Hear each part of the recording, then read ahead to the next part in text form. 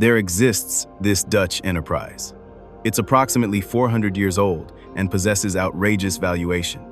Consider Apple, Microsoft, Amazon, Saudi Aramco, and now imagine combining all their collective market worth, and you still wouldn't reach the valuation of this centuries-old corporation.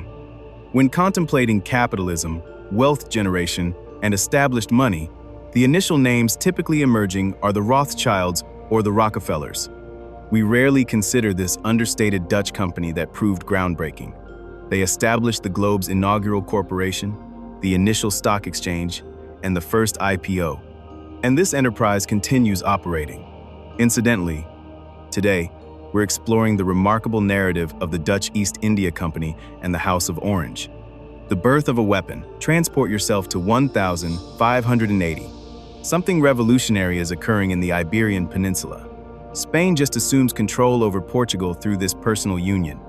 Now we possess two global authorities merged under unified monarchy, and collectively, Spain and Portugal command extensive territories spanning Asia, Africa, and the Americas. The Dutch perceived this as an enormous threat to their existence. They were technically Spanish territory at this moment, but were engaged in a struggle for independence. The Dutch suddenly confronted a substantially larger adversary. They recognized they couldn't compete militarily alone, so they constructed a novel kind of weapon, and that was private capital. In 1602, 7 private trading enterprises merged into what would become the VOC, or as we currently call it, the Dutch East India Company. It was designated the Dutch East India Company because they were Dutch and conducted most trading with the East Indies, the region encompassing present-day Indonesia, Malaysia, and neighboring areas. Superficially, it resembles some merchant company, but beneath the surface, it was machinery of economic warfare. It possessed armed vessels, private military forces, and fortifications in various global locations. But the most revolutionary aspect were its shares. For the inaugural time, ordinary Dutch citizens could finance imperial expansion and profit from it. The VOC could expand like no kingdom ever had, without monarchy or raising taxation. This was wealth manufactured at scale through markets. The House of Orange. Throughout the Republic, the House of Orange observed all of this transpiring. This house was among the most prominent dynasties at the time, but they possessed no kingdoms. They simply maintained a weak title and a fragile peace in the Republic that was administered by merchants. Their nobility didn't matter substantially in this new arrangement. Amsterdam's elites desired stronger republican governance. Spain wanted the dynasty eliminated. They possessed no territory to govern, no mines to exploit. During the collapse of this old system, the House of Orange confronted a choice: fade into irrelevance or adapt. They couldn't depend on feudal land or inherited gold anymore. They utilized the only thing remaining, and that was capital. The House of Orange didn't operate the VOC, but they helped finance it. More significantly, they bound their future to it. Their involvement provided them strategic leverage in a merchant republic where legacy no longer guaranteed authority. Decades later, descendants of the House of Orange served as presidents of both the VOC and the West India Company, effectively becoming among the most powerful men in the country and Europe. The scale of power. The VOC didn't function like a business. It operated like a sovereign. At its zenith, the Dutch East India Company was valued at more than $7.9 trillion in contemporary money. Just for comparison, the most valuable company globally today is Nvidia, which is currently half of that valuation.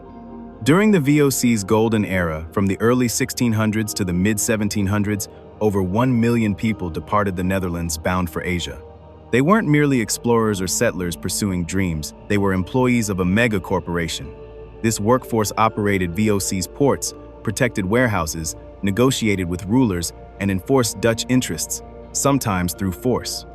The success of the VOC rested on 3 pillars: a powerful state charter, Amsterdam's financial elite, and the strategic backing of the House of Orange.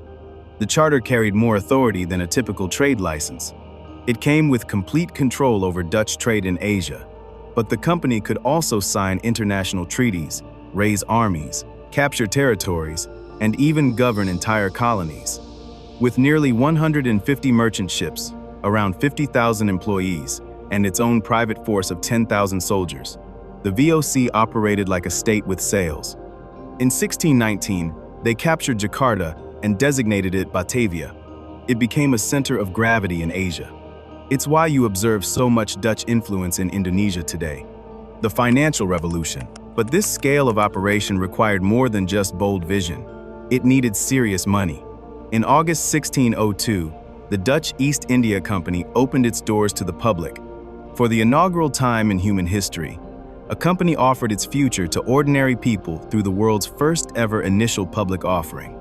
Behind the VOC stood the same elites who governed Dutch cities and maintained money flowing like clockwork back into Amsterdam's markets and banks. But what kind of power would help competing powerful families put aside differences and collaborate? The answer led back to the House of Orange. Domestically, political winds were unstable. Abroad, Habsburg Spain still considered Dutch independence a crime. In this kind of pressure, feudalism offered no solution. The House of Orange possessed no serfs, no silver mines, no divine right. But they had a winning concept: rule through the market, not through the crown. They decided to establish an entirely new power base beyond land and precious metals through financial institutions that made risk predictable. At the core were permanent shares. For the inaugural time, ownership in a global enterprise could be transferred freely. This gave birth to the world's first secondary market, the Amsterdam Stock Exchange. The innovations didn't stop there. Traders created speculation and arbitrage, hedging all the tools Wall Street employs today. VOC shares rose from an index value of 100 inches 1,602 to roughly 1,000 inches the 1720s, reflecting an astonishing tenfold increase.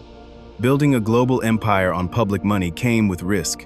What if the ship sank? What if the trade collapsed? The Dutch answered that fear with limited liability. If a ship sank or a trade route collapsed, investors only lost what they invested.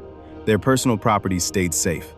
It's a concept we still use today to separate personal assets from business liabilities. The global influence. Dutch financial influence didn't remain confined to the Netherlands.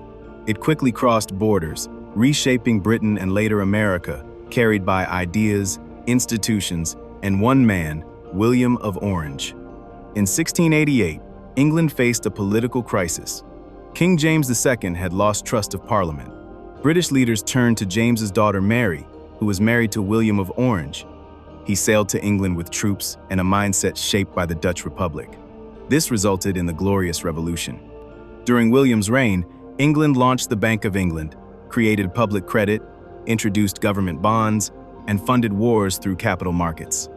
These were Dutch innovations now written into British law. The story extends further. In 1609, a Dutch ship reached the harbor we now call New York City. In 1624, the Dutch West India Company founded New Amsterdam at the southern tip of Manhattan. In 1664, the British assumed control and renamed it New York, but they preserved much of the Dutch structure because it functioned. The decline. By the late 1700s, cracks began appearing. Power had scaled rapidly, but oversight failed to keep pace. Corruption infiltrated. Internal divisions deepened. With rising military costs and competition from Britain and France, the VOC found itself surrounded. By 1795, the Dutch government stepped in to nationalize the company. Founded in 1602 with a 21-year trade monopoly in Asia, it concluded in 1796. Although the empire collapsed, its architecture of power persisted. The VOC's ideas transformed into modern finance, legal structures, and multinational models we still rely on today. The modern legacy. Today, the Netherlands is no longer a seafaring empire, but it's a financial empire. It ranks very high on foreign direct investments, both inward with over $4.3 trillion and outward with $5.2 trillion. Dutch holdings abroad now exceed $3.5 trillion, an astonishing footprint for a country with fewer people than California. Behind this enormous network of capital, one family still casts a long shadow: the House of Orange-Nassau. They still reign. The crown may be ceremonial, but their connections are not symbolic. From defense to energy to corporate governance, the royal family remains deeply tied to Dutch industry. In 1907, Royal Dutch merged with Shell Transport to form Royal Dutch Shell, dominating the global energy sector for over a century. The merchants and businessmen tied with VOC have descendants now holding stakes in modern corporate giants. When we think of capitalism, we often think of names like the Rothschilds, Rockefellers, J.P. Morgan. But those figures didn't invent the model. they just followed it. Long before them was the House of Orange, largely responsible for building the capitalist blueprint. They engineered a system where war, trade, and finance moved together. From the rise of the VOC to the reign of Royal Dutch Shell, we see a pattern. Power and capital are always inseparable. The House of Orange realized that capital could be more potent than crowns. The Netherlands may no longer rule the seas, but Dutch capital now moves across borders with more influence than fleets ever could. If markets now hold the power once reserved for monarchs, then who governs the markets? Who holds the crown when the crown is invisible?